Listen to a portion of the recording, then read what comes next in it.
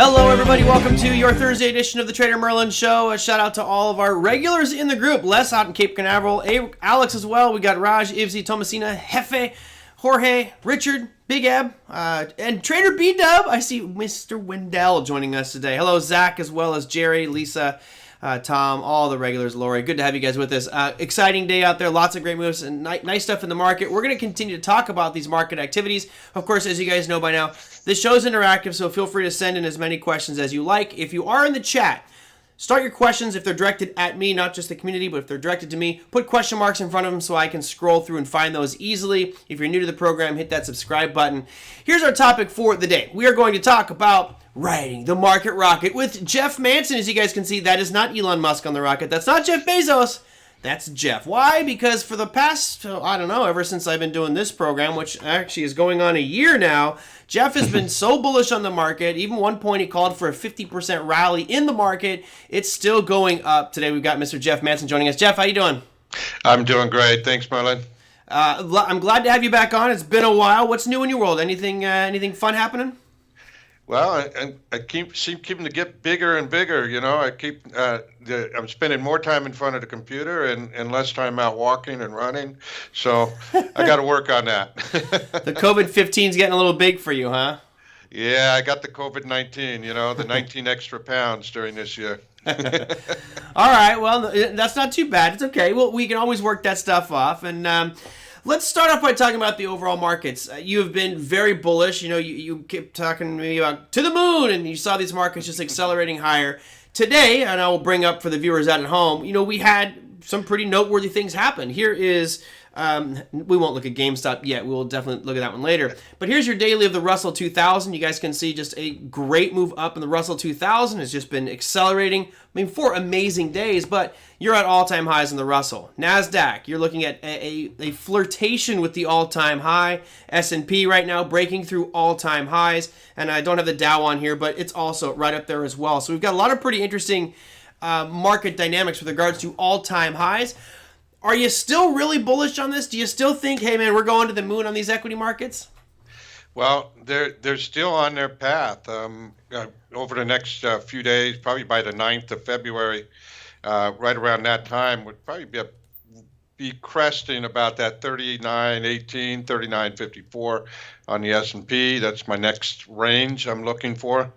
We're still looking for, basically, since when I started talking about this in last October, looking for the markets to get a double, actually. And I think at that time, the S&P was right around 2,300. Mm-hmm. So I'm looking for, you know, right around the S&P 5,000. That's in the next, let's just say, 18 months, seeing some of that parabolic move like we saw in Y2K. Yeah, wow. I mean, so you don't even think we're at that parabolic move yet? That's just this slow trend up. We're waiting for the spike? Yeah, well, it's not, you know, during that time there were 5 corrections, and we've only had, the last correction we had just over the last few days was only like 5%, but the corrections during that melt-up phase were anywhere from 9 to 13%, mm-hmm. And we need a big one. It's like, you know, I saw the rocket ship, but I need to go back to the station to get some more fuel before we go to Mars. You know, we're halfway to the moon now. Halfway to the moon. All right. So if my math serves me correct, if you say halfway to the moon, we're at 38.66. That would put us at about 76 on the S&P. That might be a bit of a stretch. 76. That's a big stretch. I'm thinking maybe 50 or about 5,000 or 5,600 for the S&P. Wow. Let me ask you this, since I know that your mindset here, and I'm with the group. I agree that the trend is your friend to the bend at the end. And it's hard to refute what we're seeing in the equity markets right now. So just go with it. But I'm curious to know, what is your line in the sand? What is the piece that you look at? And we'll talk about training your eyes because I know you're big on that. What are you focusing on that will change your mind on this? Where you finally say, you know what? We're not going to the moon. We're going to hell in a handbasket. Well, we're going to have to see probably 2 correction moves before I start getting really bearish. And the 2 corrective moves would probably be greater than 10% on each of those corrective moves, and they're going to be pretty consecutive, close together. I would say within, 2 to 3 weeks apart, we have some big landslide moves, and that would really what things like that would be done by whatever our government's going to do. We're still waiting to see what's going to happen with another $2 trillion coming into the market. Um, but I think they're kind of playing that back and forth, kind of let's run it up and say, yeah, here it comes, and then say, nope, we got to debate it a little bit more. Nope, here it comes, because everybody's still waiting for their next $1,400, right? I'm not, but a lot of other folks are, and yeah. I can't. I love the fact that you can just wait for your $1,400 check so you can run out to your Robinhood account and buy some stocks with your stimulus package. I think that cracks me up. Well, there's a lot of that with GameStop and that stuff kind of waking up the market, and hearing a little bit from the guy that kind of spawned a lot of this. He really had a methodic plan and a very good criteria of what he was looking for to go after a company like that, with the short interest being what I think we talked about 138%. Yep. I mean, that is so ripe. I mean, a company generally only has about 20% of their shares available for borrowing. And, when it starts going above 20% and you got 50, 100%, oh my gosh, we got to be ready for that short squeeze. Mm-hmm. Yeah, I mean, that one was pretty predictable. And for those that may not have seen it, I'll bring up the current chart of GME. This is doing exactly what it should have done, which is just cratered right back to some semblance of reality. If you guys saw it today, it was down 44% again, closing at 53.50. I look in hindsight, I'm like, oh, why did I close out my puts at 90? Hey, you know what? I was just happy to get out and take a nice quick profit for just about 3 or 4 days of trading, make 35% on that one, on that put contract. So this is typically what happens in your pump and dump short squeeze type of scenarios. The other one out here that's interesting is AMC. So people are still pumping this like crazy on YouTube and on Twitter and on Reddit. I find it kind of interesting. They're still saying, hold the line, and these guys are just absolutely getting annihilated right now. And I feel bad, but inside part of me, especially the guy who's been doing this for so long, is just laughing out loud at him like, you're getting what you deserve, buddy. You should have known better than to be buying this stuff and chasing. So you didn't jump on any of this garbage, did you? No, I heard about it after the fact. I wasn't even paying attention to it. Bummer. But back when we were both, I wasn't in the same prop shop that you were in, but I was in a couple of different ones here in Arizona. And, we would have guys, everybody was cram-packed with those big CRT monitors and things like that. We would have people, hey, knock the guy off the bid, run it, Yeah. we were back and forth. I mean, it was crazy. It wasn't uncommon to do about 200 trades in a day, and it reminded me of all the things that scares, all the drama that we went through when we were learning how to trade or brand new to this industry back in, 96, 99, 98, in that area.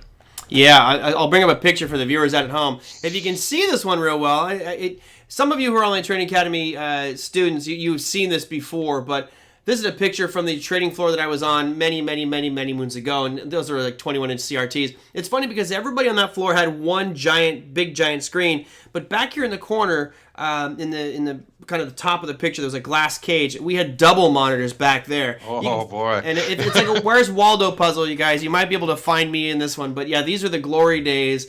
Unfortunately, you don't have these types of trading floors anymore. I really love this experience. To me, I wouldn't have traded for the world. It was pretty awesome. Yeah, Brandon, it's a 1997 is when 98 is when that picture was taken, because I was on the floor and I started 98. Oh, the glories. Yes, I'm over here on the left-hand side. There's Eyal Shahar, myself. Let's see, anybody else in? Is Brandon in here? Brandon might be in it. No, he's not in here. I think Mike McMahon was in one of them. Yeah, Mike McMahon's in that one. It's funny because the guy in the very front, everybody thinks he looks like Jim Cramer. This is the guy who took it seriously. He showed up every day and he had his tie on and looking good. But no, that was not Jim Cramer. I'm seeing if anybody else who might recognize in here. No, just Mike McMahon, myself. There's Trey Lazara. He's the guy who runs Trade Pro Futures. Just a great guy. I'm going to try to get him on the program. And then Eyal Shahar here before he had gray hair and everything. Now, didn't somebody come up? I think somebody that stopped trading for a while. I think it was after 20 years came back and found you, or it was a story about that, and it came in one of your classes or something like that. It was in that picture as well. Oh, well, there's some people that have come back recently. Actually, there was one guy who came to our the Online Trading Academy International Conference, and I hadn't seen him for 20 years. Yeah, that was pretty. William wow. Ree. Yep. Wow, really? Brendan says the guy with the red tights retook his class in 2016. Well, something to be said for lifetime retakes. All right. So you're still very bullish on the markets. I have a hard time thinking we're going to go at 50% from here, but you know what? It's not my job to say it is or it isn't. It's just to go with that trend and make trades accordingly. Let's talk about training your eyes. I know that this is something that you've built a signature series class. I did a little workshop with you, a couple weeks ago or maybe a month ago. And maybe you can tell our viewers a little bit about that topic, because I think when people hear the topic, training your eyes, they're like, oh, okay, why would I take this one? And I think it's critical that people understand why you chose that topic specifically. Well, training the eyes is really important to everybody. Most of us all read charts, or we try to in the beginning. And I remember when we had the old charting, like Telechart 2000, it'd take us hours and hours to download, and we'd go through charts. When both my boys were really young, Bailey and Corbin, we would sit and we'd flip through charts while watching Tim the Toolman Taylor. And by the time Bailey was 9 years old and Corbin was about 4 or 5, and they knew uptrend, downtrend, cup and handle, pennant, flag. We were just going through that. It was kind of our family time where we were learning all those things. Mm-hmm. But training the eyes, when it comes to the core strategy that we learn here at Online Trading Academy, and really looking for those areas where there's unfilled orders. But not only that, but using the left-hand side of the chart and seeing repeatable patterns that keep reoccurring. Now, one of the more difficult parts of training the eyes is teaching people how to see fractals. Yeah. The different shapes and patterns, because somebody gets stuck on a 1-hour chart, they can't see anything else. It might be on a 15-minute chart or even a daily chart. They have a very difficult time trying to navigate. And then when they start going smaller in time frame, they lose their bearings. So part of training the eyes is really segmenting what each picture is on the price chart. We all start by looking at structures and patterns. And if we were to look at the Russell 2000 on a 15 to 20-minute chart right now, we would get an immediate pit in our stomach and say, I ain't touching that. But what made you feel that way is you need to understand that shapes, slopes, angles, they all cause our psychology to come in and want to buy something or want to sell something. And when people say don't trust your emotions, I'm kind of on the opposite side of that.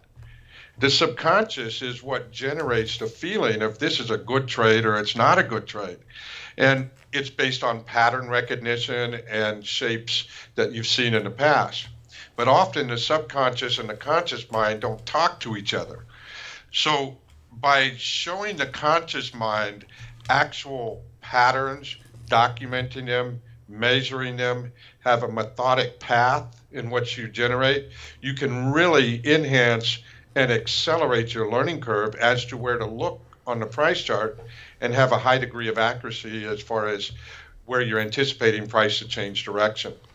Go ahead. No, I'm definitely a practitioner of that as well, and I try to look at things maybe that others aren't. I know it's hard to say because we're all looking at the same price charts, but we kind of if everyone looked at the same chart, then we should all, and had the same rules, we should all be doing the exact same thing. And I think that part of the trading analysis that I do is looking at it and saying, okay, what are we expecting everybody to do? And then I'm going to actually try to do the opposite, because most of the time it's going to be retail influence out there. This is kind of what I feel like is happening with this whole Coinbase thing. It's the lemmings being let off the cliff, and it's like, okay, well, I know that they're doing something they shouldn't be doing, so I'm going to do what I can to capitalize on that. And price action for me is a clear way to do it. One of the things that impressed me over the years about you is you dive deeper into some of those numbers. And I mentioned looking at things that people don't normally look at. You look at a lot of ratios and patterns with regards to movement. So, for example, and I'm just making these numbers up off the top of my head because I can't remember what you were talking about on the exact numbers in the show. But it was like, okay, when every time the Dow does this, it usually rallies about 18.5%. And we're just seeing that move happen again. And you go back and you analyze all these different breakout type patterns, or when there's runs, what are the typical retracements? And I think it's interesting that they're different in like the S&P versus trading natural gas. They all have they're their own separate animal. And if you don't follow all those little pieces, you miss all the little details that give you the edge.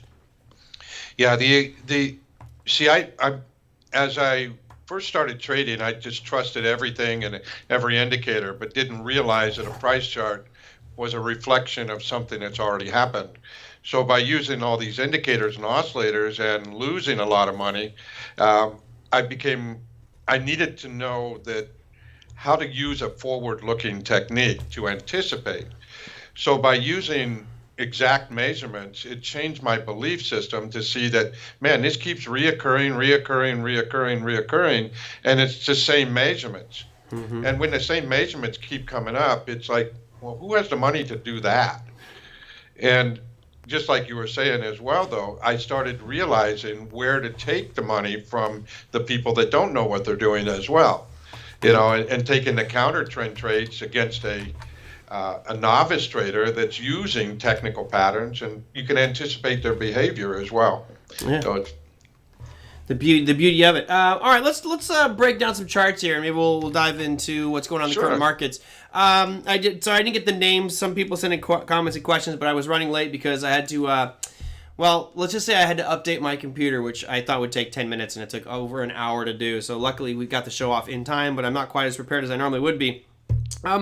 Natural gas is one of the questions that came up, and we've seen, over the past month or so, a lot of chop with regards to natural gas, but all of a sudden it's starting to break out to the upside a little bit here. Curious to get your take on what's going on in the world of natural gas. Well, the natural gas, as we're looking at the charts over the last 30-day window, my resource is mrci.com, and kind of looking at the correlations between natural gas and some of the equity indexes and such. Just recently, in the last few days, they've started to correlate more with the equity markets, okay? But in a bigger window, they were inverse correlated to the markets, much like gold and some of the U.S. dollar and some of these others that are typically inverse related. We have to remember that, in the last melt-up phase, the dollar was going up and interest rates were getting increased that whole melt-up. Mm-hmm. They were trying to slow it down when Greenspan was in charge, the irrational exuberance and stuff. And that brings back that old briefcase indicator, doesn't it? I love that. That was that was money being printed every day. We're really dating ourselves with that one, Jeff. But right now, today, short term on an hourly chart, I do have natural gas. It arrived at a supply zone, 2.964, 2.995. Due to the move up that it had, I'm going to expect some type of retrenchment off of that. Mm-hmm. It has been acting kind of funny, a little different, but I think that has a lot to do with the season. The folks up on I'm enjoying 80-degree weather here in Arizona the last couple of days. Nice. But over on the East Coast, some of these guys are still digging out of snow. Yeah. So the need for heating oil and natural gas, those are still pretty strong on the East Coast at this point, and probably more so since the cold spell. But seasonally, we should start to see natural gas start to make this climb as they start bumping prices up. And we just have to wait for price to pull back now. Yeah, in looking at this chart, this is very similar to the U.S. dollar chart, where it's starting to finally make a series of higher lows and break out a little bit of higher highs. So I'm optimistic on natural gas. I actually do own some BOIL, BOIL, which is a triple long on double long, on natural gas at this moment, and I do have a target that's not too far above. I think right before we get to about that 315 mark, almost 320, there's an area where I think you'll probably have a little bit of hesitation. But for those looking at natural gas, it may feel like it's just chopping sideways right now, but I feel like it's slowly grinding up. I agree with Jeff. we are in an area of supply. I mean, that $3 mark is obviously a pretty key level. Maybe wait for a pullback here to buy, but I do think the intermediate to longer term trend here would be moving back to the upside. Yeah, just a percentage it moved up today all by itself when the markets were it just slowly kept going. I do have a supply zone that I found up back at November of 2020 up in that range of about 321 and 326 area. Yeah. That'll be my next as we pass through this little supply. All right. Brendan brings up a good point. He goes, natural gas is cyclical commodity. It's also very seasonal. When you're making these types of calls and planning for these trades, are you looking at the seasonality aspect of it, or is it just, hey, this is what price is doing? I try to incorporate that in as well. Sometimes I don't always interpret it the right way, but I do go out to that website I mentioned and look for the seasonality, because a lot of newer traders are totally unaware of the seasonality of a lot of these products. And when you start trading these commodities and understanding that they roll every month, roll from one contract to the next, we have to be aware of those little things, but we're also pricing what the cost of natural gas will be in that month. Especially if we're looking forward. So there's a little tricks, like I think silver, they were trying to run that one too. As far as Reddit was going, they were going to do a squeeze on silver. Yeah. I mean, I'm not sure. I mean, it did get a pop on Sunday. I mean, it was up $3 Monday morning. It was like, oh my gosh, there was no way I was getting to play with that one. But you have to understand and participate with those and understand how commodities work and all the derivatives that are on some of these commodities like silver and gold. I mean, gold has I don't know how many derivatives, but a lot of derivatives on gold. Yep. Real quick, I'm just going to show you this one. And this is a common thing that people do. Alex, you said a couple major winter storms in the Northeast will do that. Here's what's interesting about that. And years ago when I was getting into trading commodities, especially natural gas, it was like, oh shit, there's a big storm hitting the Northeast. We're getting a nor'easter, right? Buy some natural gas because it's going to spike price. But that's not necessarily true. They may be totally loaded up and prepared for that. So one thing you should look at, you can go out to the EIA, which is the Energy Information Administration, and they will actually give you a natural gas storage report. And you can see something interesting here. I'll try to make this bigger. I know it's small for everyone to see. Right now, they're actually declining pretty quickly with regards to their stock in billions of cubic feet. And you can see here in the East Coast, on the 22nd of January, they're at 641 billion cubic feet. They dropped 59 billion. They're down to 582. That means they still have plenty of natural gas. But boy, if they do end up getting locked in and things start to keep them in place and keep it very cold, then this may become an issue. But it seems to me right now that they do have what they need to deal with the cold weather in the Northeast. So, it's something that we think automatically that, they're going to be suffering and natural gas is going to spike. It may already be priced in, and that's one of the things we have to look at here with regards to natural gas. Very good information on that. Yep. Yeah. Thank you. We're here every day. Let's see. Nick says a good idea to take on the silver producers and industrial consumers not. Let's take a step back from not just the details of producers versus consumers. What's your take on the overall silver move? We've had a pretty significant silver move. I am long term very bullish on silver. I do think that silver is going to become it'll always be the little brother to gold, but I see that this little pump and dump move that just happened here over the past couple of days, it'll get back and start trending back to the upside, which is my take on it. Yeah, silver is one of those products that are heavily used in semiconductors and things like that, and some of our electronics. I think there's a place for silver. In this last move, as far as the pump and dump, when I'm looking at like a 2-hour or 4-hour chart, you could see the footprint of the pump and dump just before the first little pop, and then the consolidation, another little pop. Mm-hmm. It's like it was almost like they were front running the information they were leaking out. and then all of a sudden they just blasted everybody and it took off, like went viral. Yeah. And then so you have to kind of look at that price chart and say, okay, I'm getting this information now. What's to the left-hand side? Is this all priced in, like you mentioned before? Is somebody just running price up so they can sell it to me or sell off? And, I'm sitting on a bunch of silver myself, and not just in stock, but physical silver. And I'm just like, yeah, let it go. Yeah. I'm about ready to run down to the mint and dump some there.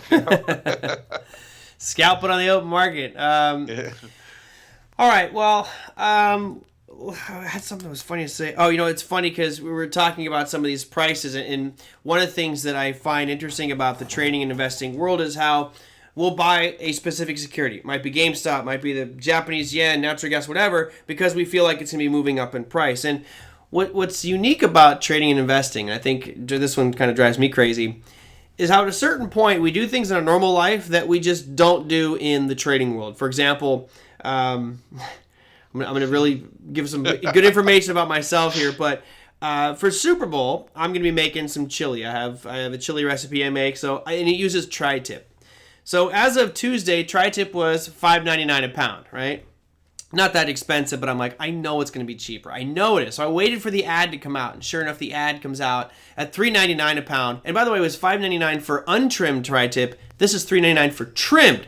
So I'm laughing because here I am, nickel and diming for $2 a pound. It's going to save me $6 overall for a $20-something piece of meat. But I'm going to risk $70,000 on a trade, or I'm gonna jump in GameStop at $355. We start to get a disconnect between reality of should I really be trying to buy these things at discounts, buy low and sell high. Always take a step back and look at, are you really chasing this thing up? Is it really overvalued? And try to use all the information available so you don't formulate an overly biased opinion. Well, don't lose that touch. It's working well for you. It is. All right, what else do you want to look at? I know you were talking about some currencies earlier. You want to look at some currency pairs? Or any of our viewers, what do you guys want to take a peek at? If you got Jeff here to do some analysis, throw some symbols out and we'll take a peek. We got a few minutes.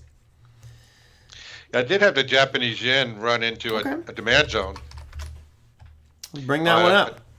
Yeah, that one was on, I had that on like a 2-hour chart. Okay. 2-hour chart. See, I don't use 2-hour charts. That's a different one, but all right, we'll throw it on there. Well, some of 120 minute. Yeah. Or something like that. Yeah. I know what 2 hours is, buddy. just reminded you. The zone that I found that on was back in November 11. So I'm not a big fan of jumping into it right now. I just, as much as I'm bullish on the market, these last couple of days, I really wanted a downtrend. I wanted the market to pull back. So I had to get out of my own stinking thinking in a way. And today kind of woke me up. Okay. I wasn't picking a lot of tops, but I did one of the things that I tell students to do when they, kind of feel so strong about doing something. I flipped over and put on the simulator on one of my accounts, and the other accounts I just took small positions as the market kept going. But I really wanted that pullback on those equity indexes. Yeah, they just didn't come. I'll bring up the equity indexes you guys can see. Unfortunately, there was no real pullback today. Here is your NASDAQ. I'm going to switch it from the 2-hour time frame. And actually, this is a nice chart. If you look at this chart on the NASDAQ and you got a 2-hour, you could bump it to 1 hour if you like. But what I like about this is you've got that peak that was established on the 26th of January. We came ripping back up into it, formed a nice shooting star. That's going to be this guy right here on the 2-hour time frame. You guys can see that on the 3rd of February, and all of a sudden we're going right back through it. But this time, these candles aren't showing topping tails. So, today's candle is pretty important. We'll see how it traverses over the course of the evening. If we get above those most recent highs, I think you got a nice big bullish move up. Some people would actually call this a cup and handle. We talked about that, where you have this kind of big cup here. It's a funky looking one, I understand that. But you've got this most recent low that happened yesterday and today. It's nowhere near the most recent low. So it's just a sign of strength. And as we anticipate what buyers and sellers are doing, this to me looks very, very bullish. But as Jeff was pointing out, if we look at a 5-minute chart, today's trading activity, you didn't get much in the way of pullbacks here. Here's the S&P 500. Nothing. There was one early on in the market about an hour in, and other than that, it didn't really pull back at all. I was actually trading retailers today, Ross Stores and Kohl's and things like that, actually to the short side, which was kind of fun to do. They were moving pretty good. But all in all, these things look real strong. And in the after-hour session, you guys can see the NASDAQ is up pretty good in the after-hour session as well. Let's see. What else? I saw some question marks back here. Let me scroll through and see if I can find those question marks, because that means I got questions. Nope. No more recent ones. Okay, so there we go. Well, here's one for you. Last week I was doing a class for Online Trading Academy, a futures class online. And it was, what day was that? It was on, I think it was 28th. Yeah, right at the 28th. And we were kind of joking around. And on the 28th, right at 2:16 p.m. Eastern time, was the full moon during the winter solstice. Since we're talking about rocket ships, okay? Yep.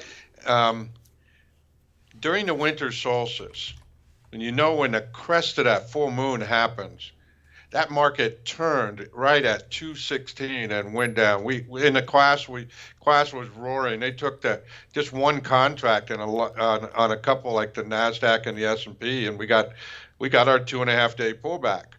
It sounds funny and far-fetched, but when you go back 98 years and verify the information, you got to go, there might be something to this, and somebody like myself would go back and look at that, okay?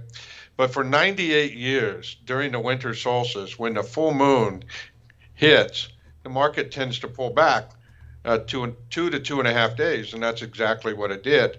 And then it hasn't looked back. It just kept going up since then.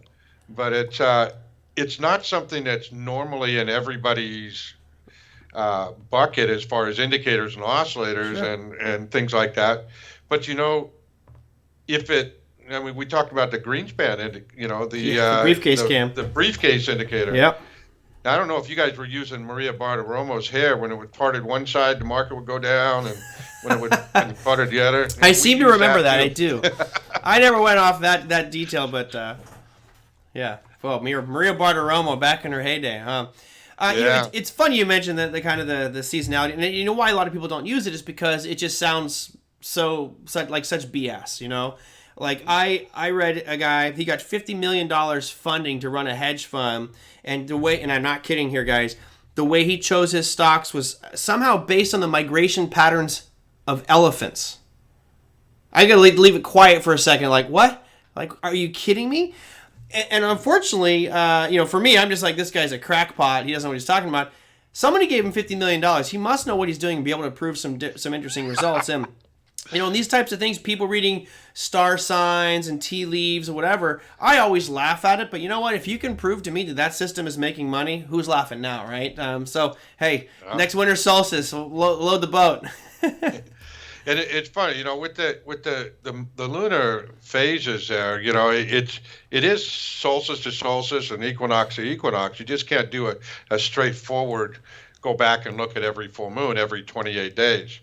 The only problem with this next upcoming full moon, I think it is on a weekend, so markets are closed during that time.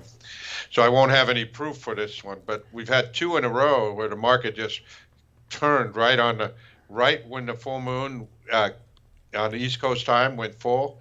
Yeah. And you can look that up on on Google and find that stuff out. But it's I like it. Hey, I'm good for it. Lisa says Mother Nature knows what she's doing. Absolutely right. Larry sent in a trio of questions. Just let me go through some of Larry's. He says, Jeff, if you can't find zones on the 4-hour time frame, how much lower do you go? So I don't imagine that you're getting on the 1 minute time frames. You seem to be somebody who's going to stay up in the higher time frames. Well, I tend to look for a very exact group of candles to qualify a zone that I chose and place the proximal distal line.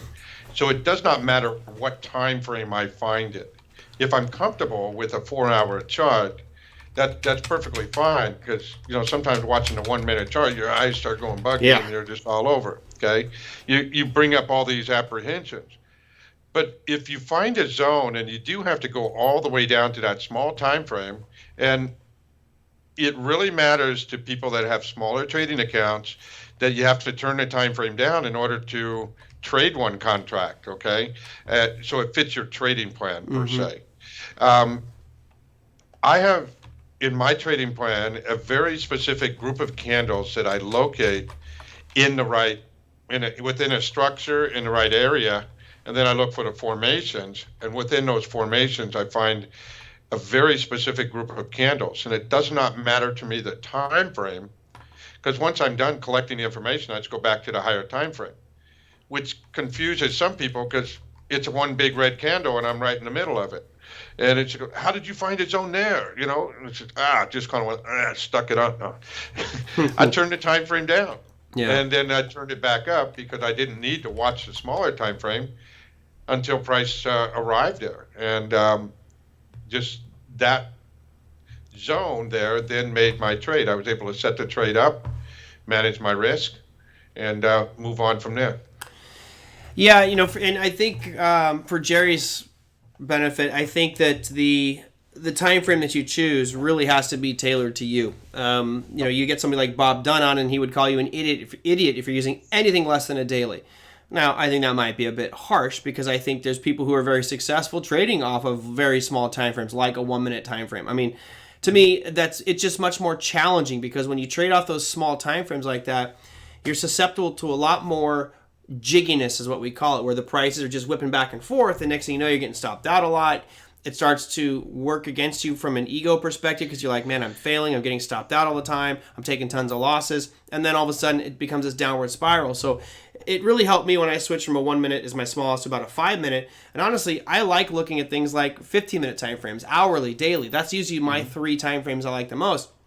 You know, today I was trading off a 5 minute chart. I was just looking for something small to trade. Found some nice little breakdowns on some stocks in the 5 minute time frame. But for most people, they wouldn't even look there. But what Jeff said at the beginning of this program was markets are fractal in nature.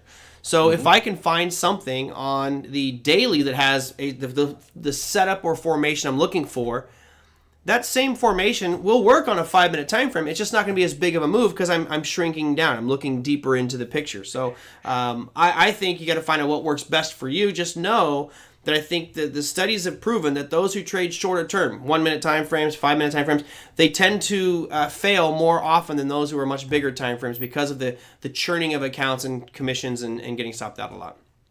And my failures on a smaller time frame are that once price starts going in my direction and it's already hit the targets, is I fail to take the profits because it wasn't as big of a profit as I wanted, and I stay a little longer, and then all of a sudden it swoops back down, and then I'm kind of treading water. So on the smaller time frames, yes, a lot of the problems I'm getting stopped out on is my own fault for not taking the profits that were put in my hand at that moment based on the time frame I was looking at, or the fractal I was looking at.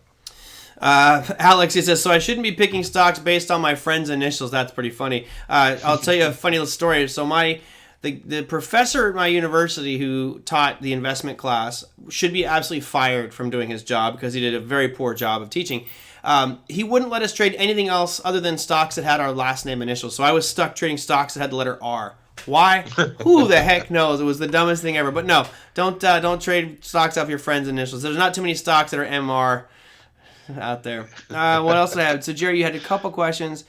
Oh, this is a good one, and I think you are. Is Jeff invested in Bitcoin, and what's your forecast for crypto? This is, nowadays this is the hottest topic next to weed. So let's go for it. What do you think?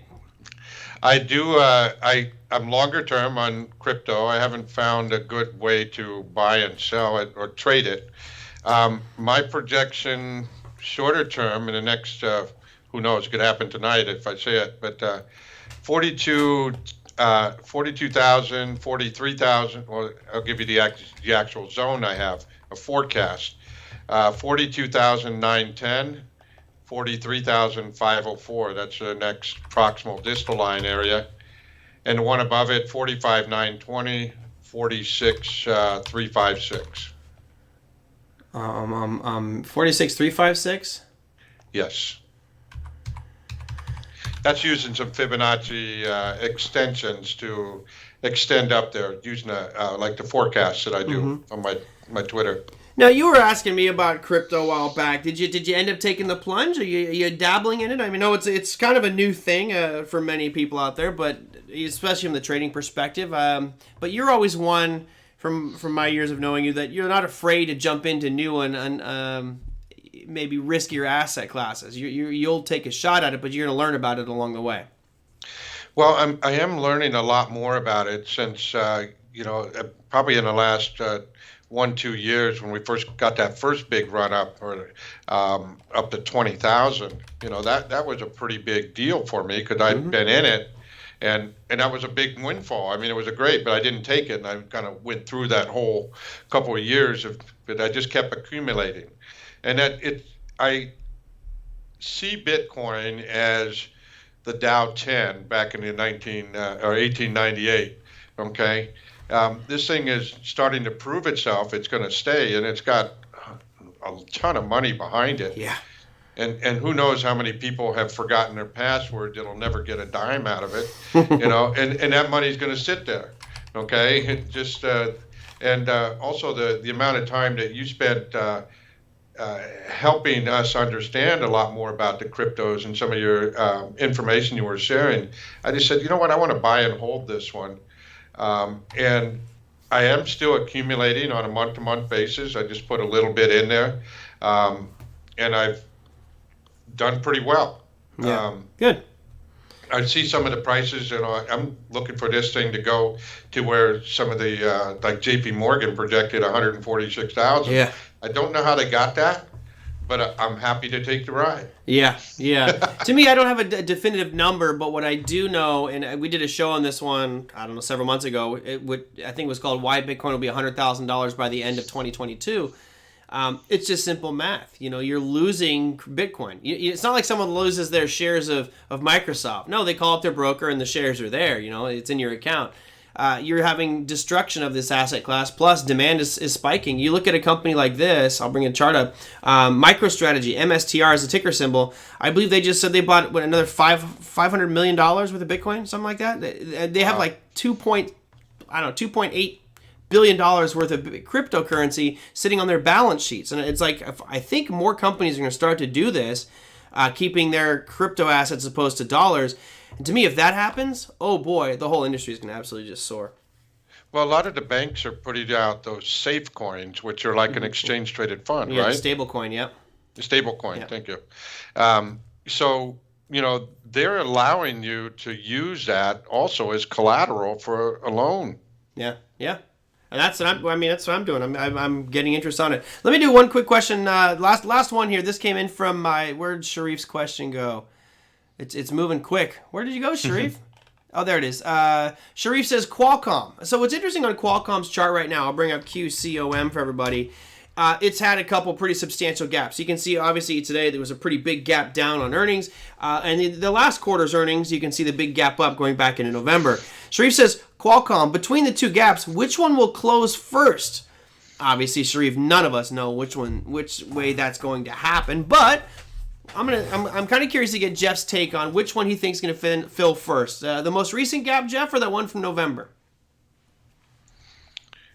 Hold on, I'm bringing up a chart here. All right. Yeah, we're on. I got a daily up here for Qualcomm, and what's interesting is they gapped down pretty big today. Down right almost, into our zone. Yeah, Ooh, right into the lower zone there. Yeah. So what's your take on which gap might fill first? All right, chart. We just got a tough 145.78, 144.68. We were talking about that this morning. I got to look at a daily. Ooh, there's this area here. I think is going to hold for a period of time. We may get a little fluctuation down to about 142, just to see if there's any leftover buyers. The zone below that, 126, 122 area, would be the next potential area for the gap fill. One thing you can do is go out to and take a little bit of research on Qualcomm.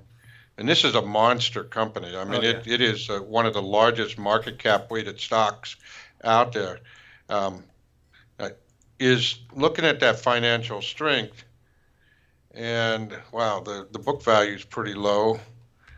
I would take some time and go and look at some of the fundamental data to see where it's priced, okay, and also look in to see what they're getting ready to change. I mean, what is Qualcomm going to do for us going forward into this new era that we're embarking on with the new green earth? Yeah. Well, I look at this chart here, guys. I think it's tricky because as Big Eb points out, he says Qualcomm can't get the chips. That won't last long. Right. There's obviously trade issues and manufacturing issues right now, but I think once they get that gets back on track, I would be more inclined to think the upper gap would fill first and it would go back and challenge those highs because the market's in an overall uptrend. Now, until that happens, this thing could show some weakness. I think it'll go back and test that 142 low, but I don't see that lower gap closing between all the way down to 129 unless this is prolonged. We have some trade issues with China, but I think there'll be some easing of trade issues plus getting back manufacturer companies online, etc. So there we go. All right. Jerry, that guy, there was a guy that not just lost his Bitcoin at Keys, but he threw the whole hard drive in the garbage. And apparently they're not going to let him dig it up. It's like $270 million sitting on a hard drive in a landfill. That's just unbelievable. All right, Jeff, so when's your signature series with Online Trading Academy is going to be when? Well, we have the first one, which was March 6th, 7th, and 8th, is almost maxed out the capacity. The one after that, I think they have one scheduled in April. And I don't know the exact dates yet. We're still kind of putting some things together. That class will fill up as well very quickly once we start promoting it. Mm-hmm. So the first class is here in March 6th, 7th, and 8th. Nice. Hey guys, if you want to know more about that, you can contact your local Online Trading Academy. I know many of you are Online Trading Academy graduates, so you can contact your local center. That will be an online class, so you can take it from anywhere that you like. March 6th, 7th, and 8th with Jeff Manson. I believe it's called Train Your Eyes. All right, Jeff. Well, hey, thanks for coming on. I know it was short notice, but I appreciate you coming on today. And I'm hoping that your market calls are right. I want to see these markets continue to move on up so some of my long positions benefit. So I'm self-interested in this one. Well, thanks for having me, Merlin. It's been great. Always a pleasure. Thanks. Take care, my friend. Bye-bye. Bye-bye. All right, guys. Hopefully this... We'll see if the audio just gets super hot. I still can't figure out what's going on with the audio. Hopefully the reboot fixed that one.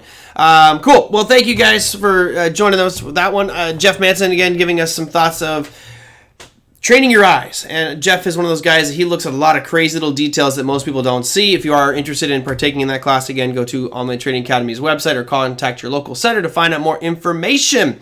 All right, let me go and... at least bring up a couple of things that are going to be happening for tomorrow. The earnings calendar and such for today wasn't, in my opinion, that big of a deal, but I will go through your economic calendar for tomorrow.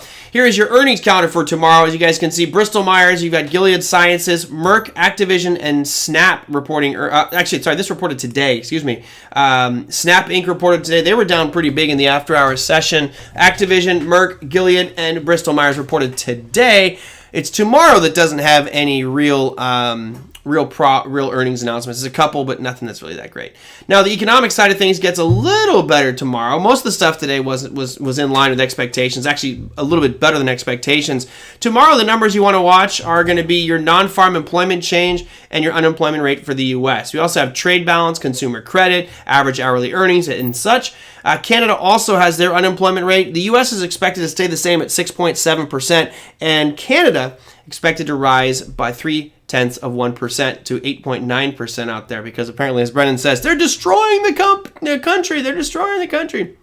And that's pretty much it for your economic calendar and your earnings calendar. Now, tomorrow, I haven't even discussed with the gentleman what we're going to be covering. We have Mike Sierik's going to be on the program tomorrow. Mike does all kinds of market calls and outlooks and forecasts. He's got trading rooms and things like that. I've known him for quite some time. So he'll be the guest for tomorrow's show. Normally on Friday I do it solo. He told me he would have a glass of whiskey with us, so he'll probably have a drink with him for our Friday session with Mike Sirik. If you guys have any questions for Mike and I, you can always send those in. It's easy. My email is on the screen here. You guys can feel free to send me those emails anytime. It's TraderMerlin@gmail.com, or just go to TraderMerlin.com, which is really the dumbest website ever. I don't really do anything there, so it's boring as heck until I finally take some time to put into it. Lisa, you asked if that's a scratch off. Yeah, it is, actually. Unfortunately, because of COVID, I haven't scratched off anything new on that one. But on the other side of my office, I have a map of the United States. And my goal there is to scratch that one off in its entirety. So that will be the next... maybe I can move that one over here. We can have. I need to change the background here. I know some of you guys are getting annoyed with it. And what's kind of funny is a lot of you think that this picture is crooked. It is perfectly level. I have a level on this. For some reason, the camera tilts things ever so slightly, and it looks like I'm leaning at a weird angle. It's been driving me nuts. I just can't fix it, so I don't know.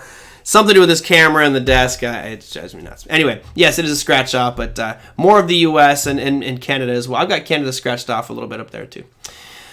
Cool. I think that will do it. Perfect. Well, that'll do it for me, everybody. Hope you have a great day out there. Enjoy these markets. There's going to be some exciting trading tomorrow, as there is every single day. These markets teetering with all-time highs. The question is, do we rip through those tomorrow, or do we start to see some profit taking for the weekend and a little bit of a market sell-off? My guess would probably be on the latter of the two, with a little bit of a sell-off for tomorrow. But, hey, you never know. We'll see. I'll probably do some day trading tomorrow as well. That'll do it, guys. I will see you tomorrow with Mike Sirik. Take care.